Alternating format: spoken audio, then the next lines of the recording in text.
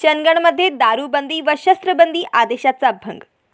जिल्ह्यात जारी असलेल्या दारूबंदी व शस्त्रबंदी आदेशाचे उल्लंघन करत आपल्या गाडीत गोवा बनावटीच्या अवैध दारूचा साठा आणि बंदिस्त शस्त्रे बाळगून जात असलेल्या तिघांना चंदगड पोलिसांनी थरारक पाठलाग करून अटक केली।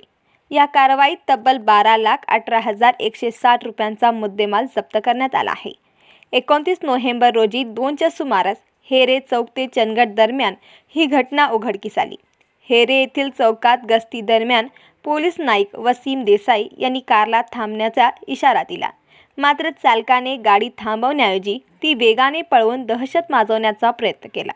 पोलिसांनी तात्काळ पाठलाग करून गाडी अडवली। वाहन चालक ज्योतिबा वैजू चव्हाण, संतोष मारुती चव्हाण, महंतेश मल्लप्पा देसाई राहणार मोरकुटेवाडी तालुका चंदगड हे तिघेही संगनमताने गोवा बनावटीच्या दारूची अवैध वाहतूक करत असल्याचे निष्पन्न झाले। त्यांच्याकडे 17,760 रुपयांच्या मदाच्या 96 बाटल्या सापडल्या।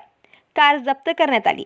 जप्त केलेल्या गाडीत लोखंडी तलवार आणि लोखंडी टॉमी ही सापडली। गाडी जप्त केल्यानंतर शिकार केलेल्या साळेंद्राचा वास परिसरात पसरला। त्यासंबंधी चंदगड पोलिसांनी वन विभागाला कळवले असून वन विभागाकडून वेगळा गुन्हा दाखल होणार आहे।